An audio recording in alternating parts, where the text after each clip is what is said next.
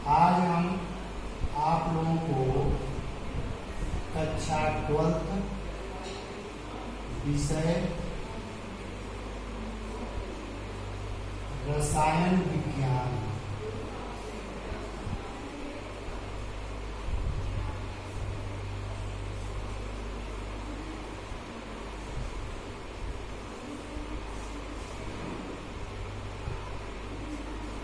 Chemistry विषय में 12वीं का द्वितीय चैप्टर है वैद्युत रसायन।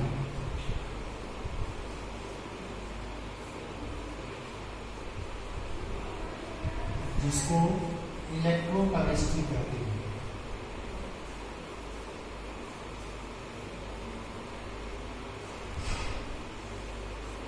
आज हम इस चैप्टर के बारे में अध्ययन करेंगे। सर्वप्रथम यह हम जान लें कि वैद्युत रसायन या इलेक्ट्रोकेमिस्ट्री है क्या। यह एक रसायन विज्ञान की उपशाखा है जिसके अंतर्गत सेल में होने वाली विभिन्न प्रकार की जो रासायनिक अभिक्रिया है, जिसमें हम वैद्युत ऊर्जा का रासायनिक ऊर्जा में और रासायनिक ऊर्जा का विद्युत ऊर्जा में परिवर्तन करते हैं, उसका अध्ययन हम वैद्युत रसायन के अंतर्गत करते हैं। अर्थात यह रसायन की वह शाखा है जिसके अंतर्गत रासायनिक परिवर्तनों के द्वारा विद्युत ऊर्जा का उत्पादन किया जाता है, वैद्युत रसायन कहलाता है। वैद्युत रसायन में विभिन्न प्रकार की रासायनिक ऊर्जा का विद्युत ऊर्जा में परिवर्तन किया जाता है। सर्वप्रथम हम बात करते हैं पदार्थ की। पदार्थ क्या है? पदार्थ की विद्युत चालकता के आधार पर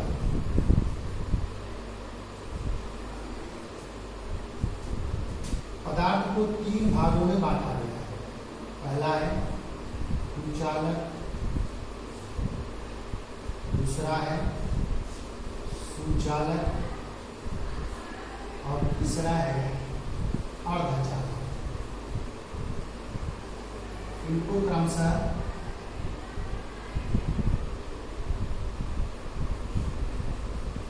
नॉन कंडक्टर,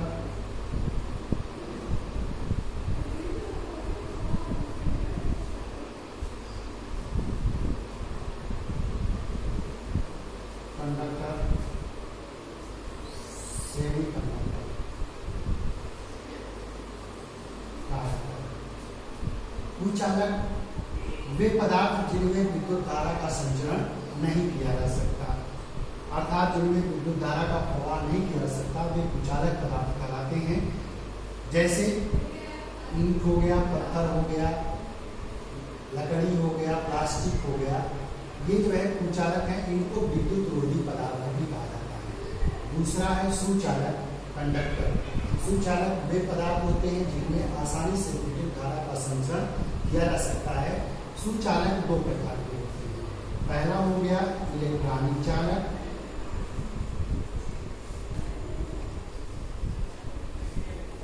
इलेक्ट्रॉनिक चालक, और दूसरा हो गया आयनिक चालक या विद्युत अपघट्य चालक।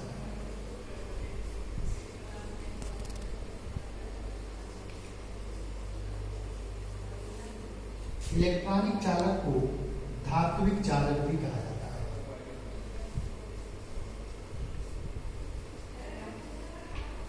धात्विक चालक भी कहा जाता है।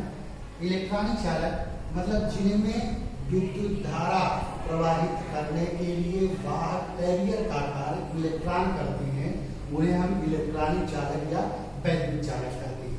उदाहरण के रूप में सभी धातुएं वो इलेक्ट्रॉनिक चालक हैं।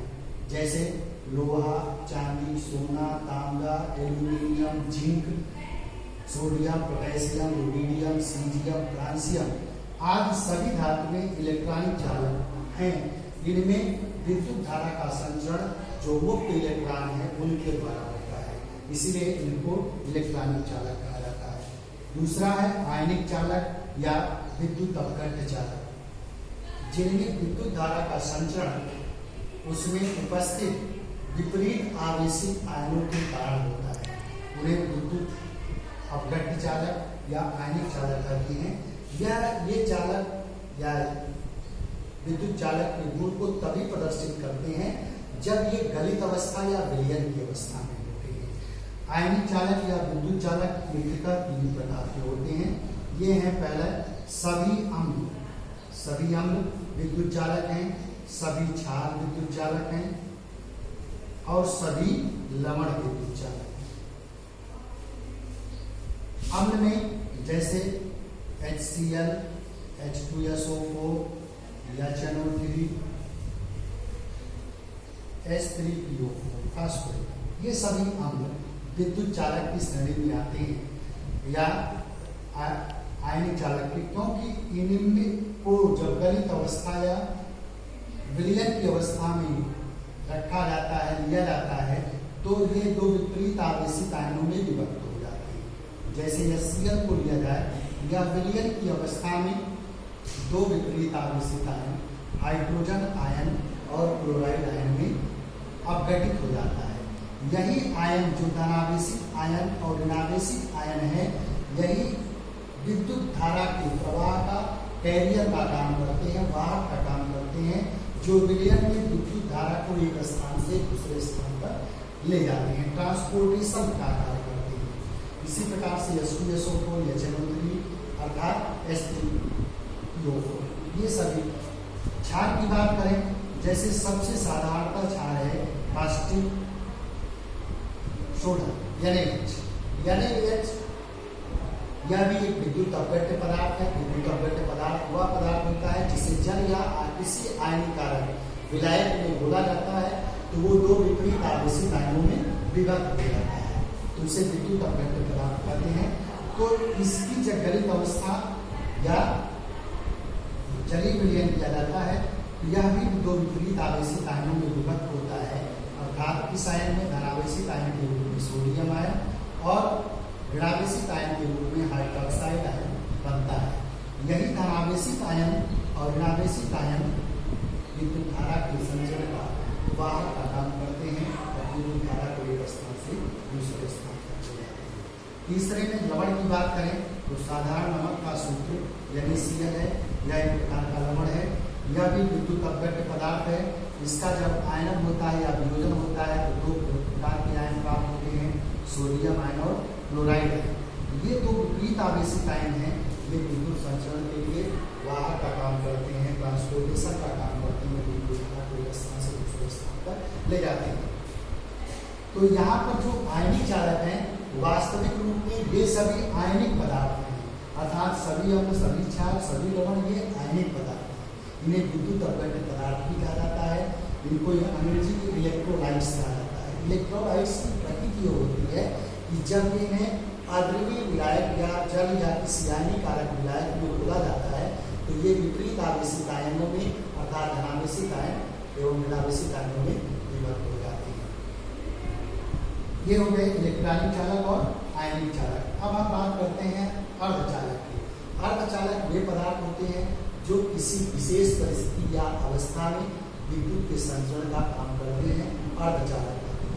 अर्धचालक जैसे कि हरे पेड़ पौधों पर जब विद्युत धारा का संचरण किया जाता है तो उसमें विद्युत धारा प्रवाहित हो जाती है। वही हरे पेड़ पौधे जब सूखी अवस्था में जाते हैं तो उनमें विद्युत धारा का संचरण नहीं हो सकता, अर्थात उसमें जो तरल पदार्थ है उसमें कहीं न कहीं धात्विक आयन उपस्थित होता है जो विद्युत धारा को एक स्थान से दूसरे स्थान तक ले जाने का कार्य करता है। हमारा शरीर भी एक अर्धचालक का कार्य करता है। हम जैसे ही इलेक्ट्रिक या विद्युत धारा के संपर्क में आते हैं हम अर्धचालक के रूप में प्रयुक्त हो जाते हैं, सेमीकंडक्टर के रूप में प्रयुक्त हो जाते हैं। जैसे ही हमारे ब्लड के अंदर उपस्थित जो आयन है वह जो है इलेक्ट्रॉन ग्रहण करके परमाणु अवस्था में परिवर्तित हो जाते हैं, हमारे शरीर में विद्युत धारा का संचरण रुक जाता है। इस प्रकार से हम सेमीकंडक्टर के रूप में प्रयुक्त होने के बाद कुचालक अवस्था में परिवर्तित हो जाते हैं। जब तक विद्युत धारा प्रवाहित होती रहेगी तब यदि हमको कोई टच करेगा तो हमारे द्वारा उसके शरीर में भी विद्युत धारा का संचरण आसानी से हो जाता है। तो इस प्रकार से वैद्युत रसायन का एक प्रमुख पाठ जिसमें पदार्थ को 3 भागों में विद्युत धारा के प्रवाह की दृष्टि के आधार पर बांटा गया है, कुचालक, सुचालक, अर्धचालक। इसी आधार पर सेल का निर्माण होता है और सेल विद्युत रसायन सेल से ही हम जो है आसानी से समझ सकते हैं। तो सेल क्या है? सेल के बारे में बताया गया है कि सेल वह निकाय या सिस्टम है जिसमें दो इलेक्ट्रोड एक ही विलयन। सेल वह निकाय या सिस्टम है जिसमें दो इलेक्ट्रोड एक ही विलयन में या किसी प्रकार जुड़े दो भिन्न विलयनों में डूबे हुए होते हैं, सेल कहलाता है। सेल के दो भाग होते हैं। सेल में जो है एक कैथोड होता है और दूसरा एनोड होता है। कैथोड ऋणावेशित होता है। कैथोड कैसा होता है? ऋणावेशित। एनोड कैसा होता है? धनावेशित भाग होता है। तो कैथोड और एनोड दोनों मिलकर के पूर्ण सेल का निर्माण करते हैं। सेल में विद्युत अपघटन की प्रक्रिया होती है जिसको सेल अभिक्रिया कहते हैं। जैसे कि यह जिस धातु की क्षण को लिया गया है वह जो है धातु उच्च सक्रियता वाला धातु का क्षण होना चाहिए और इसमें उच्च विद्युत अपघटन दो प्रकार के होते हैं, प्रबल विद्युत अपघटन और दुर्बल विद्युत अपघटन। तो प्रायः विद्युत अपघटनी सेल में प्रबल विद्युत अपघट्य का ही प्रयोग करते हैं। प्रबल विद्युत अपघट्य की श्रेणी में प्रबल अम्ल, प्रबल क्षार,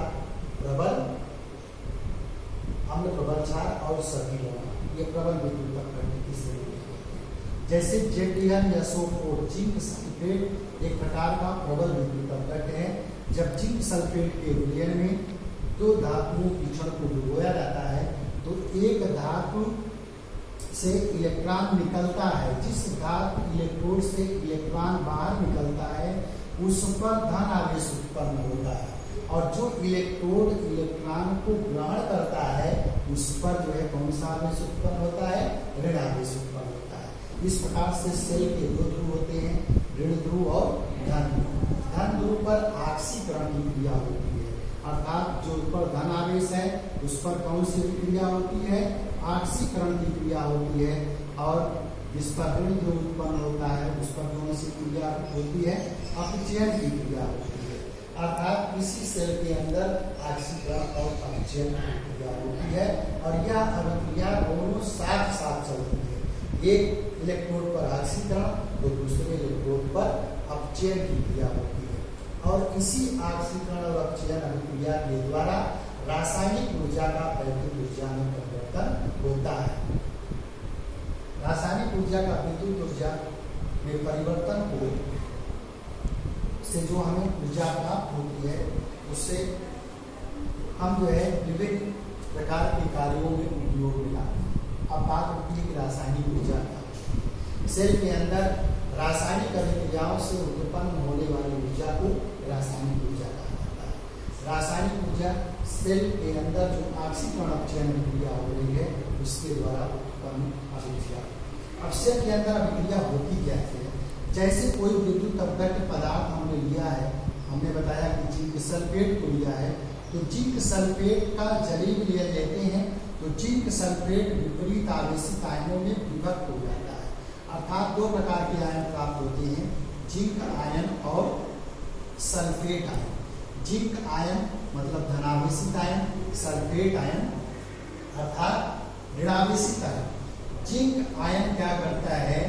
यह जो है जिंक आयन इलेक्ट्रॉन को प्रोड्यूस करता है, इलेक्ट्रॉन को बाहर निकालता है और यह इलेक्ट्रॉन जाकर के किस पर जमा होने लगता है? कैथोड पर जमा होने लगता है, जिसके कारण उस पर ऋणावेश उत्पन्न हो जाता है और ऋणावेश उत्पन्न होने के कारण जो जिंक आयन है वह किस पर जमा होने लगते हैं?